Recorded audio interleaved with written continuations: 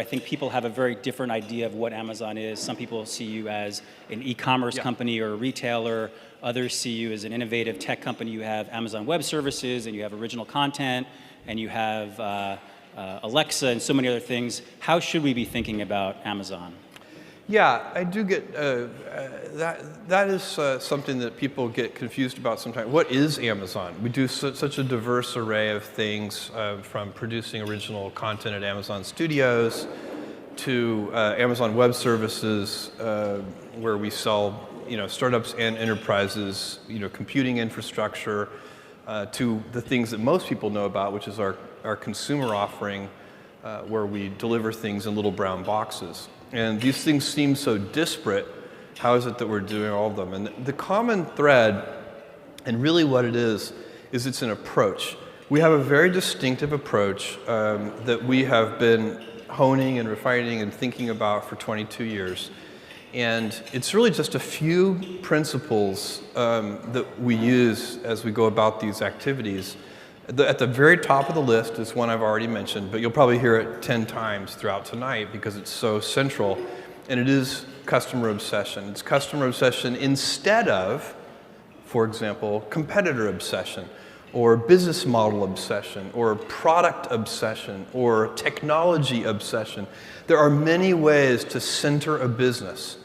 And by the way, many of them can work. I know and have friends who lead very competitor-obsessed companies, and those companies can be successful. That's not a bad strategy. You have to be really good at close following. You identify winners when you watch your competitors very carefully. If they latch onto something that's working, you duplicate it as quickly as possible. It's a very good strategy in some ways because you don't have to go down blind alleys. If you're not pioneering, if you're only close following, it has some advantages. But it has some disadvantages too. And I like the customer obsession model. I think it's the right one. I think it's better than product obsession even. I think product obsession is not bad, but I think customer obsession gets you there in a healthier way. So that's one of the principles, one of the approaches that we take in every single thing that we do. The second one is that we are willing, I would say even eager, to invent and pioneer. So that is, I think that goes along, it marries really well with customer obsession. Customers are always dissatisfied. Even when they don't know it, even when they think they're happy, they actually do want a better way, and they just don't know yet what that should be. And that's why I always warn people, customer obsession is not just listening to customers. Customer obsession is also inventing on their behalf, because it's not their job to invent for themselves. And so you need to be an inventor and a pioneer. And the third one, that's really central to the way we think about all of our business problems and a bunch of things at Amazon, is we're long-term oriented.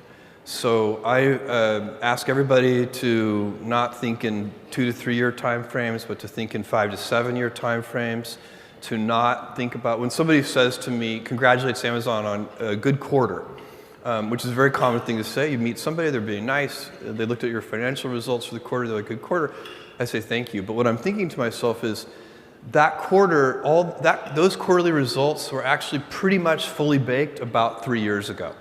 And so like today, I'm working on a quarter that is going to happen in 2020, not next quarter. Next quarter, for all practical purposes, is done already, and it's probably been done for a couple of years. And so if you start to think that way, it changes how you spend your time, how you plan, where you put your energy, and your ability to look around corners gets better. So many things improve if you can take a long term. And by the way, it's not natural for humans. So it's a discipline that you have to build. The kind of get rich slowly schemes are not big sellers on infomercials. And so that's something that you have to sort of steel yourself for and discipline and teach over time. So that's what is Amazon. I would say really it's a collection of principles and it's an approach that we deploy, and it's fun. I dance into work.